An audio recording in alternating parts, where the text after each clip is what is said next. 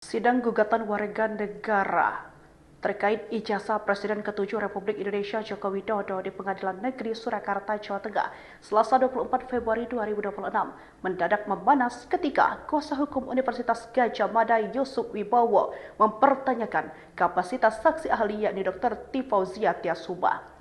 Dalam persidangan tersebut, Yusuf Wibowo menanyakan jurnal ilmiah apa saja yang telah diterbitkan oleh Dr. Tifa dan terindeks Scopus. Terkait pertanyaan tersebut, Dr. Tifa menegaskan dirinya tak membutuhkan jurnal yang terindeks.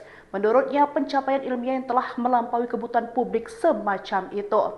Tifa pun bahkan membandingkan posisi intelektualnya secara filsuf-filsuf besar seperti Plato dan Socrates. Posisi saya sudah menjadi gurunya orang-orang yang membutuhkan jurnal-jurnal itu.